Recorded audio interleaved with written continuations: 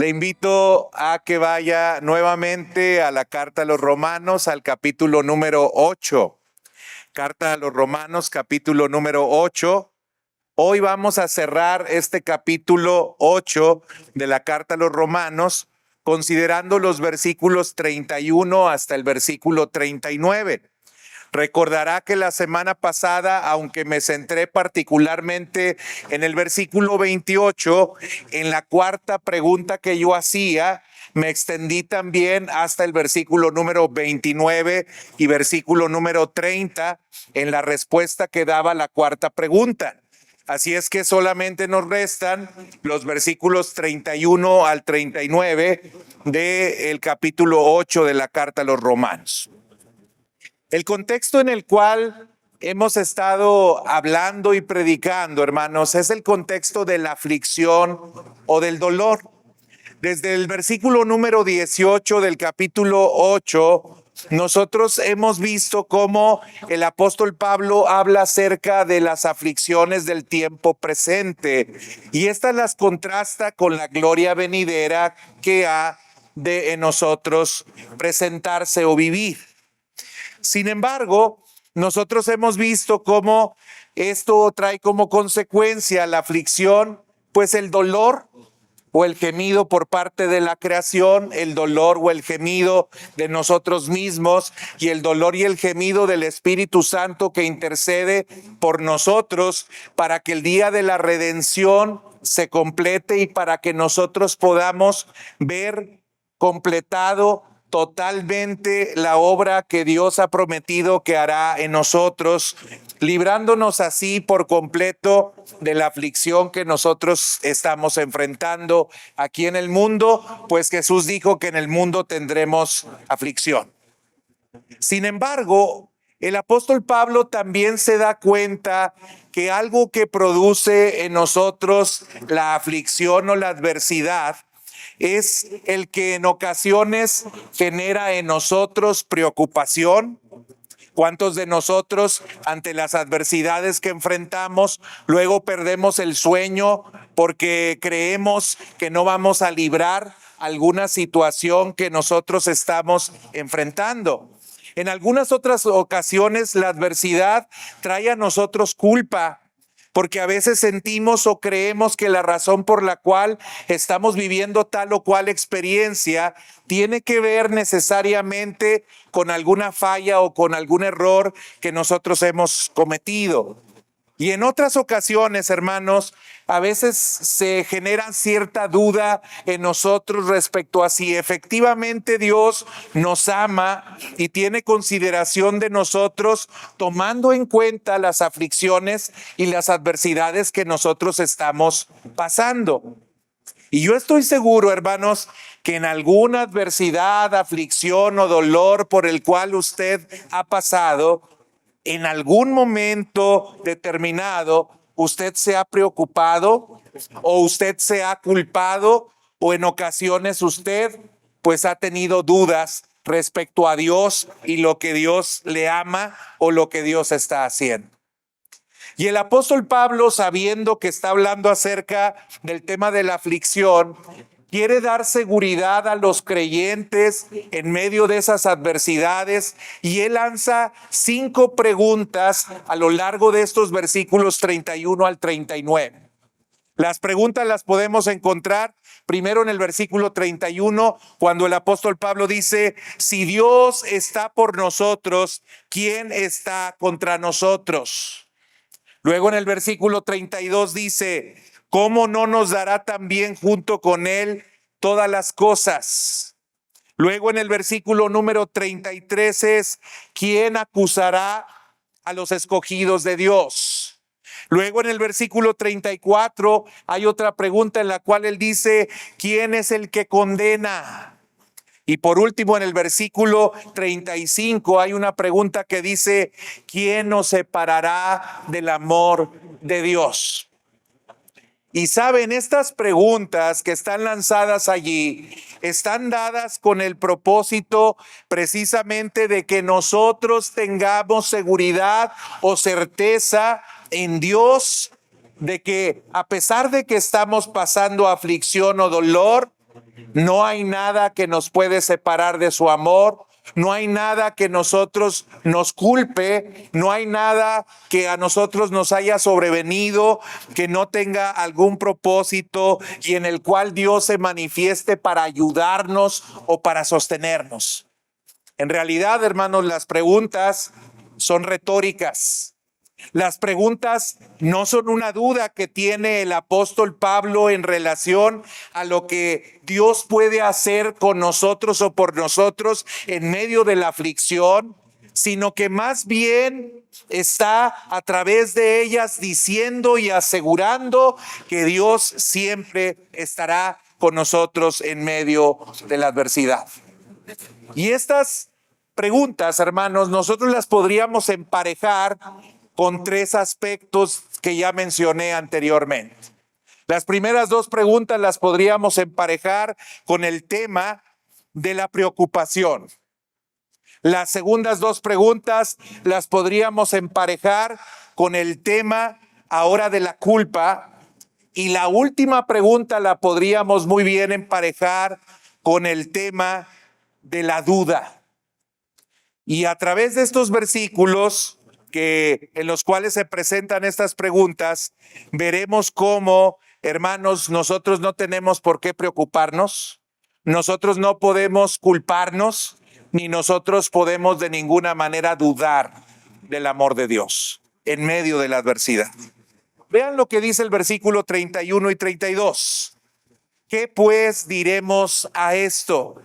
Si Dios es por nosotros, ¿quién contra nosotros?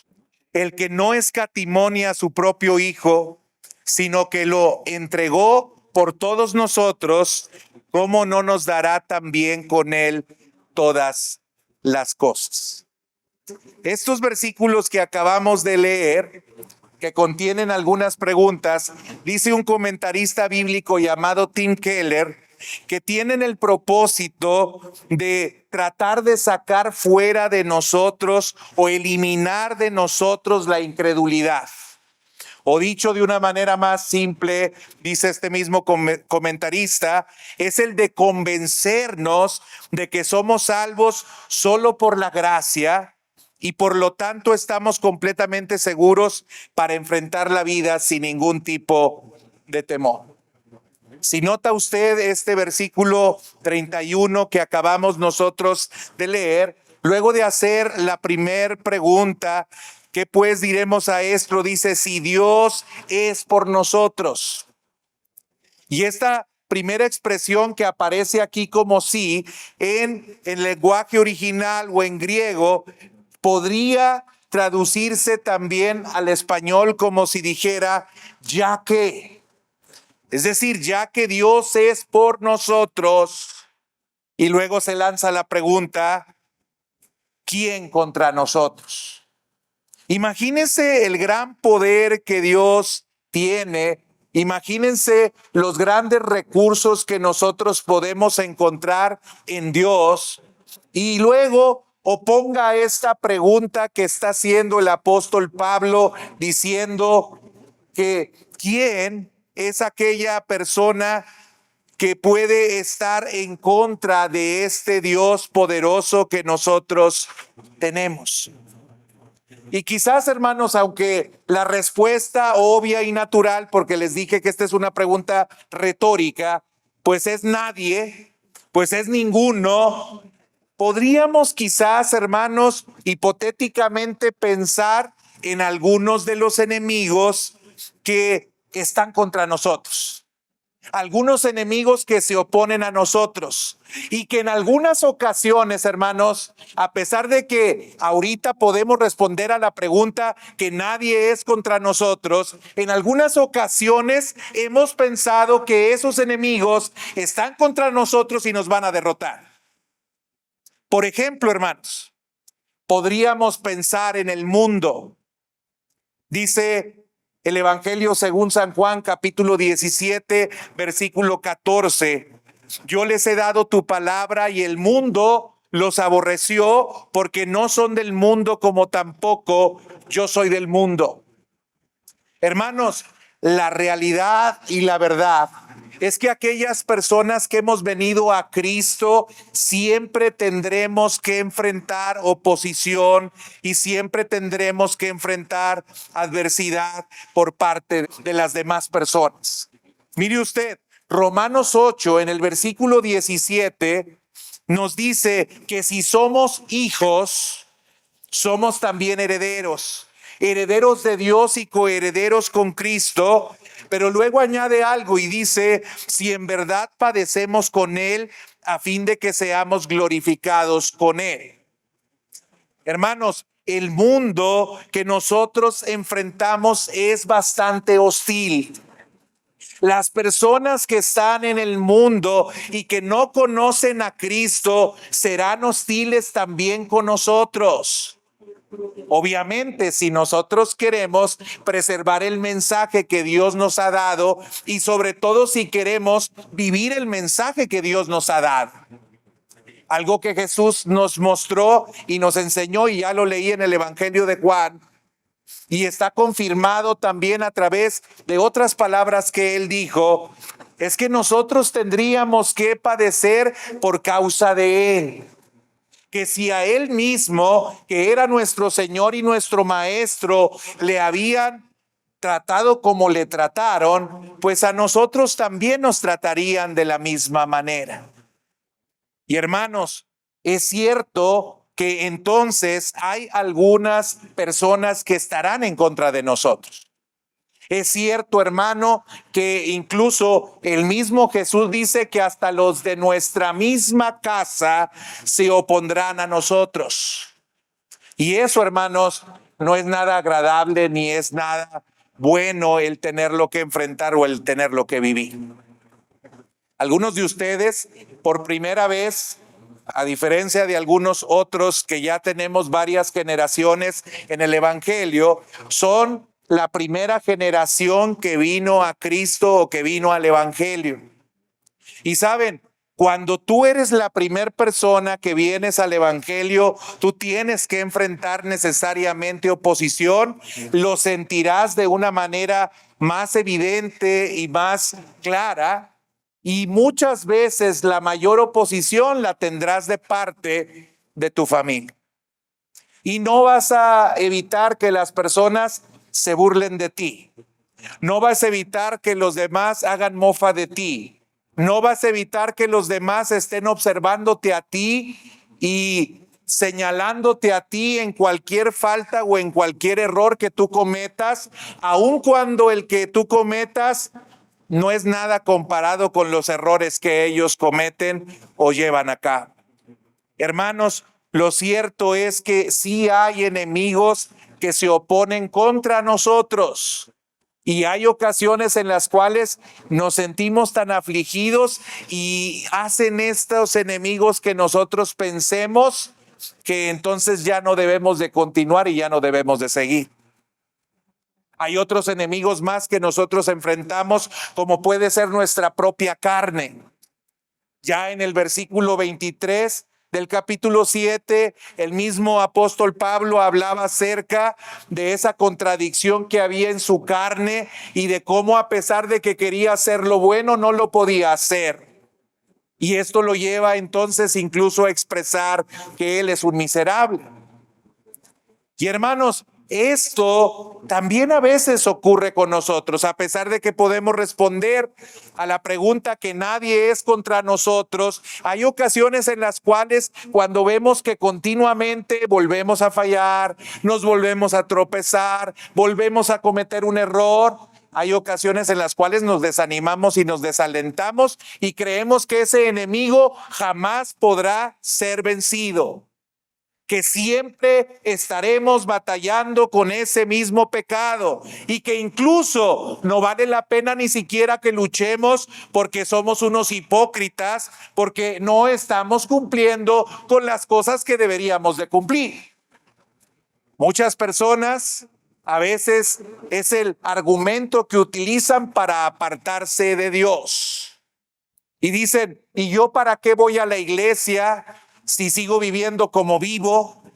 ¿Y yo para qué voy a la iglesia si yo no soy perfecto? ¿Y yo para qué voy a la iglesia si me la paso haciendo cosas contrarias a lo que dice la Biblia? Yo no quiero ser tenido por un hipócrita. Y hay personas que se apartan por esos enemigos o por ese enemigo que es la carne, terminan apartándose de Dios y diciendo: yo ya no voy a ir a la iglesia ni yo voy a buscar más a Dios. La pregunta que es respondida con mucha facilidad y a la cual podemos decir: nadie es contra nosotros, pues a veces, hermanos, no la respondemos de la misma manera en determinadas situaciones y condiciones. ¿Quién más es contra nosotros? Pues obviamente Satanás. Apocalipsis 12, versículo 10 afirma que tenemos a alguien que es conocido como el acusador. Dice Apocalipsis 12:10: entonces oí una gran voz en el cielo que decía: ahora ha venido la salvación, el poder y el reino de nuestro Dios y la autoridad de su Cristo, porque el acusador de nuestros hermanos, el que los acusa delante de nuestro Dios día y noche, ha sido arrojado. Pero ese acusador es el enemigo que nosotros enfrentamos cotidianamente y constantemente.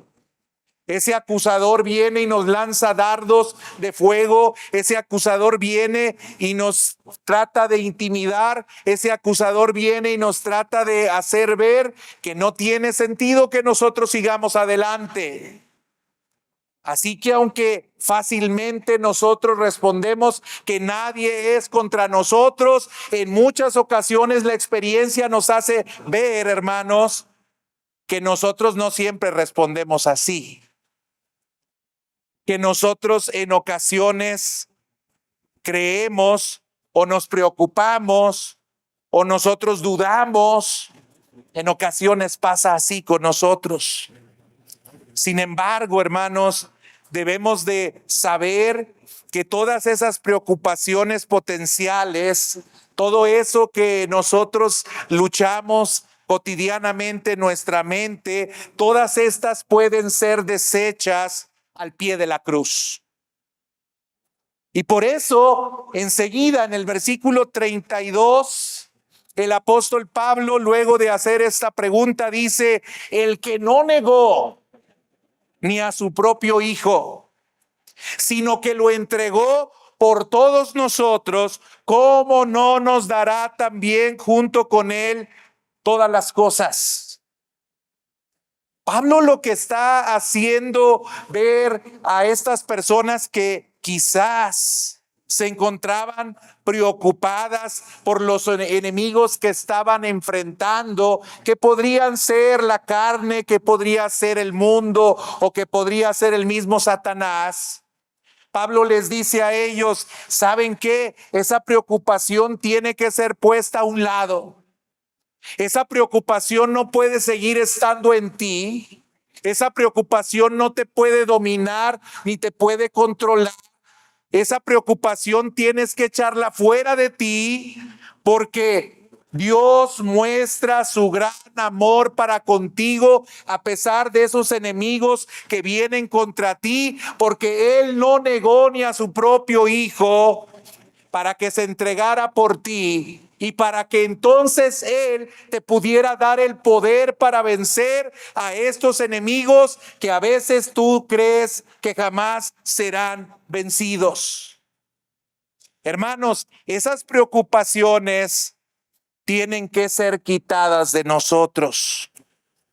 Si Dios está por nosotros y muestra que está por nosotros porque envió lo más valioso, entonces, ¿cómo es que nosotros podemos pensar que alguien puede estar en contra de nosotros? Nada puede estar en contra de nosotros, hermanos. Dios ha prometido que nos dará liberación completa de estas cosas. Pero no solamente eso, sino que también nos promete y también nos hace ver que todas esas preocupaciones que vienen a nosotros pueden ser quitadas y puede darnos libertad de ellas porque nos puede dar victoria sobre ellas, sabiendo que Él nos ayuda, que Él está cercano a nosotros y nos puede dar todo lo que nosotros necesitamos para enfrentar estos enemigos que nosotros estamos teniendo. Hermano, no hay forma en la cual nosotros podamos ser vencidos. Si Dios nos ha dado lo más valioso que es Jesús, ¿cómo no nos dará todos los recursos para poder enfrentar estas situaciones que emergen o que vienen contra nosotros? El mismo Pablo en alguna de sus cartas también dice que fiel es Dios, que no nos dejará ser tentados más allá de lo que nosotros podamos resistir, sino que juntamente con la prueba nos dará también la salida para poder soportarla. Hermano, no te preocupes, aunque sigas luchando con tu carne. No te preocupes, aunque el enemigo venga ferozmente a atacarte. No te preocupes, aunque el mundo esté literalmente conspirando contra ti. No te preocupes. Nadie es contra ti. Hay una frase que he visto en algunos autos que dice también: Dios y yo somos mayoría. Y aunque tengas mucha oposición, y aunque tengas mucha adversidad, y aunque tengas mucha dificultad, y aunque llores, aunque te lamentes, aunque los demás te estén afligiendo, no importa, Dios y tú son mayoría y Dios está contigo, entonces nadie es contra ti. Nadie es contra ti. Así que la primera pregunta o las primeras dos preguntas, les decía, son preguntas que nos ayudan para liberarnos de la preocupación. Pero a lo mejor algunos de nosotros podríamos decir: ¿sabe qué, pastor? Yo no estoy preocupado en ese sentido. Yo no tengo duda de que Dios me puede ayudar y me puede asistir a enfrentar a esos enemigos, a esos que se oponen contra mí. Pero ¿sabe qué? Yo creo que lo que estoy viviendo más bien es el resultado de mis fallas o de mis errores o de mi culpa. La adversidad que estoy yo viviendo es porque mi pasado me está alcanzando. La adversidad que yo estoy viviendo tiene que ver con lo que hoy quizás cometí o hoy quizás hice. Y la verdad, hermanos, es que en algunas ocasiones así nos hemos sentido. Cuando vemos que no avanzamos en algún aspecto de nuestra vida, cuando vemos que no nos desarrollamos en algunas áreas que nosotros consideramos que hemos hecho un esfuerzo importante para poder destacar o para poder salir adelante, hay ocasiones en las cuales nos podemos sentir culpables y podemos pensar que la razón por la cual no se ha dado lo que nosotros esperábamos tiene que ver con una condición que hay en mí. Y algunos los hemos sentido. A lo mejor incluso hasta en el mismo ministerio. ¿Por qué no hay desarrollo? Hay a lo mejor algún pecado oculto debo de tener. Y a veces seguimos manejando esa misma idea que señalaban o que decían allí cuando llevaron a una persona que estaba ciega desde su nacimiento con Jesús. Y seguimos preguntando: ¿y quién pecó? ¿Este o sus padres? ¿Por qué está así? ¿Por qué no puede ver? ¿Porque pecó él o porque pecaron sus padres?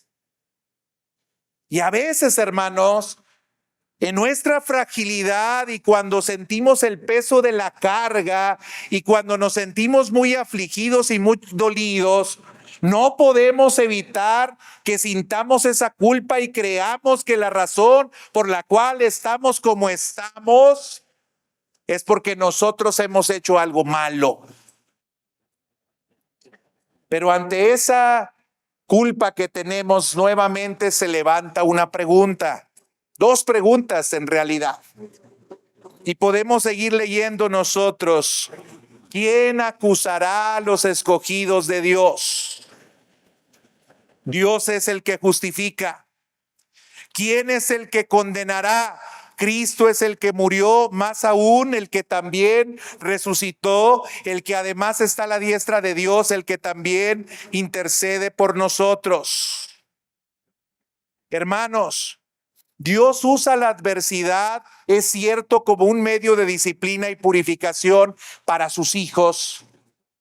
Pero nunca debemos de pensar que la aflicción lo que nos muestra o denota es que nosotros no somos hijos, sino todo lo contrario. Dice la palabra de Dios que Dios ama o disciplina a aquellos que ama y a aquellos que son sus hijos.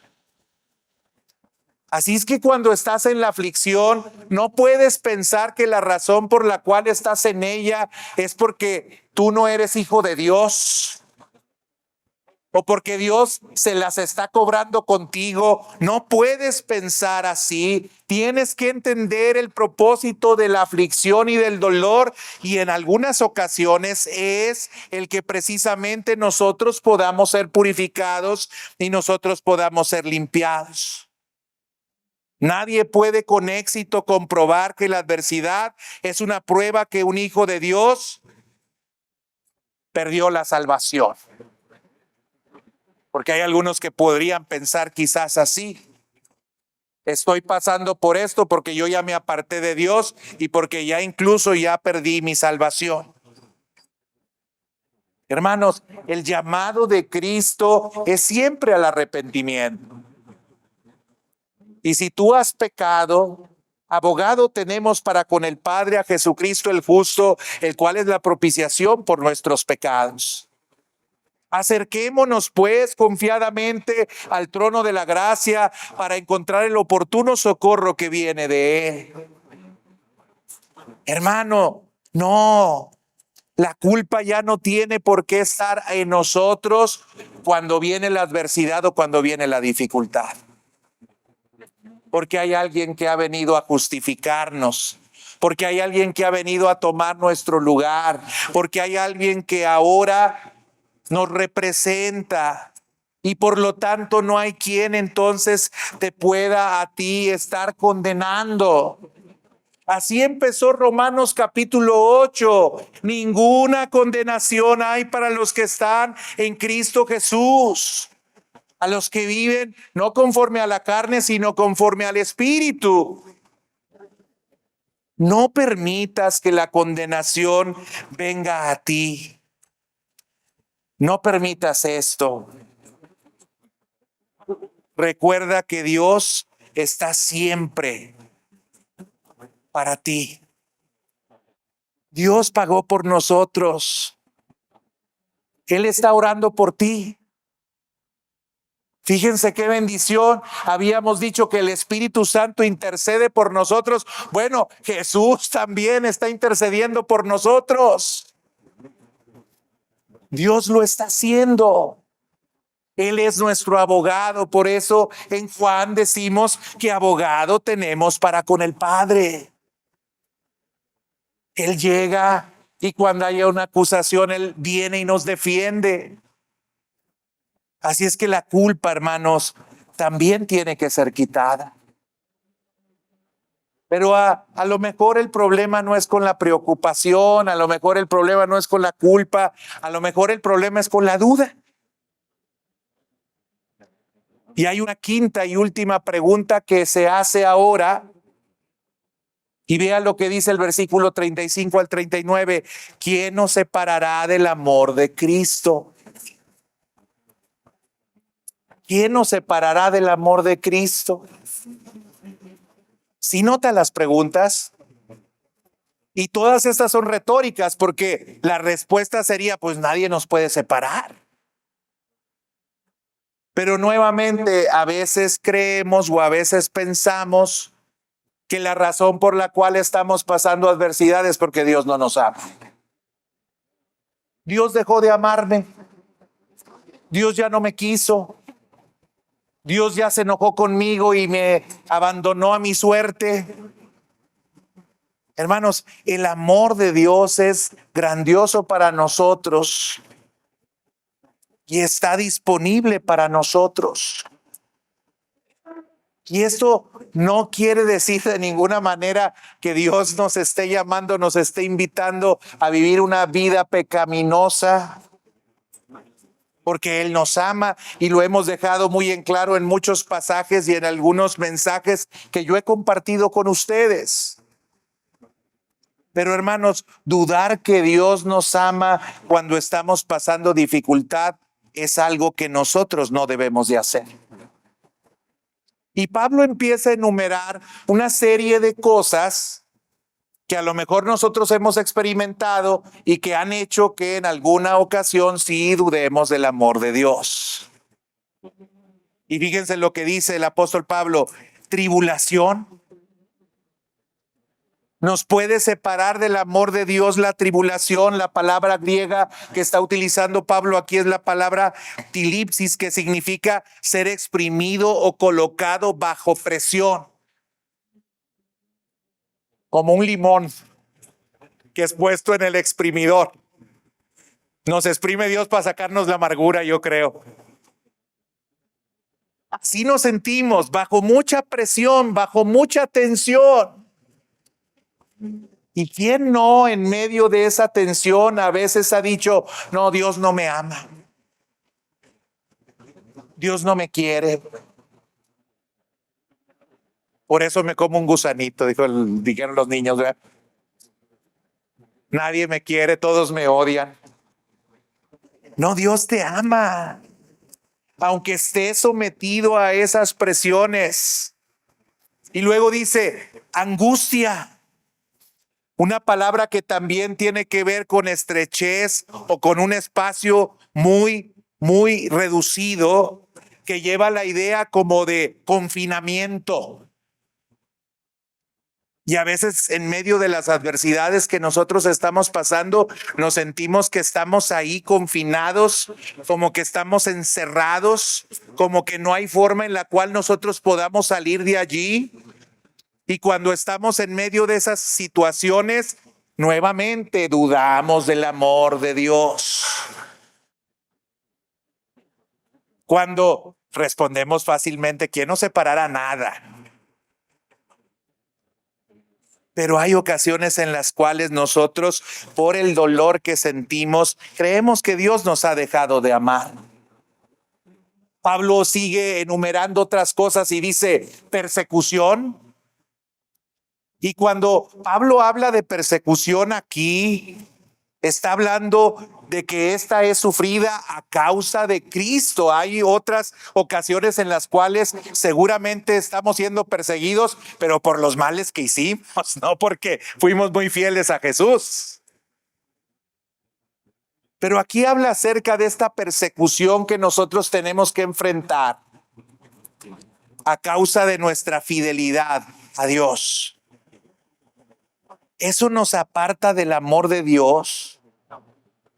El hambre, resultado también de la persecución, porque muchas personas en el tiempo en que escribe el apóstol Pablo tuvieron que abandonar sus lugares por causa de la persecución y tuvieron que cambiar completamente la condición social y económica en la cual se encontraban a causa de la persecución y tuvieron que padecer mucho a causa de la persecución. Pablo dice: el hambre te va a apartar del amor de Dios. Y sigue enumerando desnudez. Y no se refiere aquí literalmente a que nosotros vayamos a estar sin ropa o sin abrigo, sino tiene que ver con el hecho de que nos encontremos vulnerables o desprotegidos. Y en alguna ocasión seguramente nosotros nos hemos sentido vulnerables y desprotegidos. ¿Quién nos puede apartar de ese amor? ¿Nos puede apartar la desnudez? La espada. Que cuando el apóstol Pablo habla aquí acerca de la espada, está hablando acerca de una daga alargada que era usada con frecuencia por los asesinos y que podía esconderse con facilidad. Y hay ocasiones en las cuales nosotros enfrentamos peligros también físicos y la pregunta es, cuando enfrentamos esos peligros físicos, ¿estos nos podrán apartar del amor de Dios? La respuesta la da el mismo Pablo, dice, ninguna cosa creada nos puede apartar del amor de Dios, sino que en todas estas cosas nosotros somos vencedores por medio de aquel que nos amó. Hermano, no dudes del amor de Dios, porque aunque estés padeciendo estas cosas, tú eres más que vencedor en Cristo por medio de Él que te ha amado. Y no me voy a salir de contexto. La semana pasada hablábamos acerca de que no necesariamente el bien del cual se habla en el versículo 28 tiene que ver con un bien temporal. Y la victoria, hermanos, de las cuales el apóstol Pablo también está hablando aquí, que nosotros tenemos, que somos más que vencedores por medio de Cristo, no necesariamente tiene que ver con una victoria de tipo temporal. El contexto no habla de eso. Pero yo quiero decirte una cosa, el dolor, la aflicción, la tribulación que nosotros enfrentamos, la vamos a vencer por lo menos en dos sentidos. ¿En qué sentido? El primer sentido es que estos problemas que vienen a nosotros no nos van a nosotros a destruir. Y eso nos hace vencedores, ¿eh? ¿Se acuerdan que Isaías nos dice, cuando pases por las aguas no te anegarán? Y cuando pases por el fuego, la llama no arderá sobre ti. ¿Qué es lo que nos está diciendo Isaías y qué nos está diciendo Pablo cuando dice que somos más que vencedores? Que no vamos a tener aflicción, que no vamos a padecer dolor, que va a desaparecer mágicamente lo que nosotros estamos viviendo. No, hermano, lo que está diciendo es que va a suceder algo todavía mucho más milagroso y más poderoso. Porque cuando el agua viene sobre nosotros y nos llega hasta la boca o hasta las narices, el agua nos ahoga, pero Dios dice que aun cuando el agua llegue a ese nivel, nosotros no nos vamos a ahogar. Y en ese sentido tú eres victorioso. Hay algunas personas que en medio de la aflicción y del dolor que viven, no tienen la capacidad ni la fuerza que tienes tú para poderlo afrontar, porque a diferencia de ti, ellos no son más que vencedores, porque ellos no se han acercado a aquel que les puede dar victoria. Y tú sí. La adversidad es enfrentada por ti de una manera completamente distinta a la adversidad que enfrenta otra persona. Dios no te ha dejado de amar. Dios te ama y te da la fuerza para poder soportar esta aflicción que te ha sobrevenido. Y en ese sentido, nosotros somos más que vencedores. Pero también, hermanos, el segundo sentido tiene que ver en el sentido de que esta victoria que nosotros tenemos consiste en que nosotros recibiremos la recompensa definitiva de haber tenido que pasar por este tipo de aflicciones o dolores. En ese sentido somos victoriosos, hermanos. En la carta a los Hebreos, capítulo número 11, se nos habla acerca de la fe. Y cuando se nos habla acerca de la fe, se enumeran algunas personas de las cuales este mundo no era digno. ¿Y cuáles eran estas personas? No fueron las personas que fueron librados de los ejércitos. No fueron las personas que taparon las bocas de los leones. No fueron las personas que hicieron huir a los ejércitos que venían contra ellos. No fueron las personas que recibieron en resurrección a los muertos. No, no fueron esas. Aquellas personas a las cuales se alaba la fe de ellas son aquellas personas que no recibieron lo que esperaban. Y con todo eso no se movieron de la fe que ellos tenían. Eso, hermano, es ser más que vencedores. Imagínate tú que todos se están burlando de ti porque no estás recibiendo lo que Dios, tu Dios, te puede dar.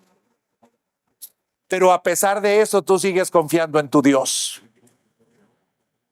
Qué victoria tan grandiosa y magnífica que ante los demás, aunque haya burla, tú te puedas mantener firme en la fe que tú tienes y tú puedas seguir creyendo en Él. Y como leíamos, por ejemplo, en Habacuc la semana pasada, aunque la higuera no florezca y aunque las vides no haya fruto, con todo yo me alegraré y me regocijaré en Jehová.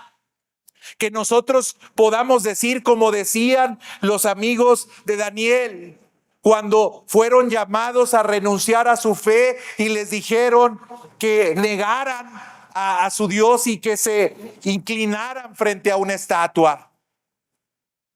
Y les dijeron: sé tú, oh rey, que nuestro Dios tiene poder para librarnos de ti y de este horno de fuego. Pero quiero decirte a ti que aun cuando no nos librara, nosotros no nos arrodillaremos. Nuestro Dios tiene poder, claro que sí, y aún en medio de tu aflicción, Él te puede rescatar y te puede ayudar, pero si no lo hiciera, tú eres más que vencedor porque te mantendrás firme en la fe que tú tienes. No importa lo que estés pasando, el amor de Dios no está condicionado a las situaciones que vivimos. Dios nos da el poder, Dios nos da la fuerza para que nosotros podamos soportar cualquier situación y ahí se manifiesta el amor de Dios. Por eso fíjense cómo termina el versículo 38 y 39, Pablo diciendo: porque estoy convencido.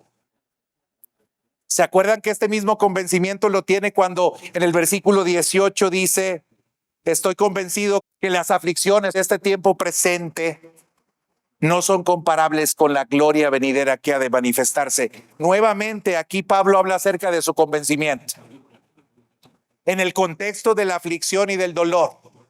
Y Pablo nuevamente dice: porque estoy convencido de que ni la muerte, ni la vida, ni ángeles, ni principados, ni lo presente, ni lo porvenir, ni los poderes, ni lo alto, ni lo profundo, ni ninguna otra cosa creada nos podrá separar del amor de Dios que es en Cristo Jesús, Señor nuestro. Hermano, preocupaciones, culpa, duda, todo eso, hermanos, en medio del dolor y de la aflicción, lo tenemos que desechar. En virtud de que hay 5 preguntas que se nos hacen, y si supiéramos contestar de manera correcta estas preguntas, entonces tendríamos que desechar estas 3 cosas de las cuales estamos hablando. Si Dios es por nosotros, hermanos, ¿quién contra nosotros? ¿Estás preocupado por algo? Dios está contigo. Mire la otra pregunta: si no escatimó a su propio Hijo, ¿cómo no nos dará también junto con Él todas las cosas? ¿Estás preocupado? Si el mayor recurso, el más poderoso, el más valioso, el más importante te lo dio, ¿no te dará también las cosas que tú necesitas en este momento para tener que enfrentar la aflicción o el dolor? ¿Estás preocupado? Libérate de tu preocupación. ¿Tienes culpa? Versículo 33, ¿quién acusará a los elegidos del Señor? Si Dios es el que justifica, si Él murió por nosotros, si Él intercede por nosotros y tú todavía te estás culpando, desecha la culpa ya en medio de la adversidad o dificultad que estás enfrentando, porque nadie te condena. Nadie te está condenando. Y por último, si sientes que el amor de Dios no es para contigo, hermanos, ¿quién nos puede separar del amor de Dios? Dios te ama y te da la fuerza y te da el poder para ser más que vencedores. Y nosotros somos victoriosos, hermanos, en medio de cualquier tempestad, en medio de cualquier oscuridad, en medio de cualquier dificultad, nosotros somos más que vencedores. Yo no sé, hermano, pero si tú estabas todavía con estas dudas, con esta culpa, si tú estabas todavía con esa idea de que quizás el Señor no estaba cercano a ti o no te podía ayudar o se había enojado contigo, hoy es tiempo de que dejes eso. Hoy, hermano, quiero decirte, puedes tener seguridad en medio de la adversidad. Seguridad en medio de la adversidad. Nosotros sabemos quiénes somos. Nosotros sabemos en quién hemos creído. Nosotros sabemos el poder que hay en nuestro Dios. Nosotros estamos seguros. Estamos confiados. Así que, hermano, esta fe se tiene que mostrar y se tiene que evidenciar frente a los demás. Los otros no tienen esperanza, nosotros sí. Los otros no tienen un Salvador, nosotros tenemos un Salvador. Los otros no tienen una ayuda, un auxilio, y nuestro socorro viene de Jehová que hizo los cielos y la tierra. Los otros no tienen a una fortaleza y nosotros tenemos a nuestro amparo y fortaleza, a nuestro pronto auxilio en medio de las tribulaciones. Los otros no tienen esa luz que nosotros tenemos, pero nosotros podemos decir que Jehová es nuestra luz y nuestra salvación y que por tanto no temeremos. Los demás en medio de la debilidad no pueden recibir la fuerza que ellos necesitan. Pero la Biblia dice que tú aumentarás nuestras fuerzas como las del búfalo. Los demás no tienen los recursos que nosotros tenemos, hermanos. Nosotros estamos seguros. Estamos seguros. Aunque amenacen en el trabajo con que a lo mejor el próximo año va a estar mal. Aunque amenacen en el trabajo con que quizás van a tener que recortar y te van a tener que despedir. Aunque pase tiempo y no encuentres un trabajo. Aunque venga la enfermedad, aunque venga el dolor, nosotros estamos seguros. Y siempre lo estaremos. Y somos más que vencedores por medio de aquel que nos amó. ¿No es maravilloso eso? Pregúntese todas esas cosas y conteste bien, por favor. Conteste bien. No hay nada, ninguna cosa creada que nos pueda apartar de Dios. Absolutamente nada. Y yo alabo a Dios y bendigo a Dios por ello. Usted no lo alaba y lo bendice.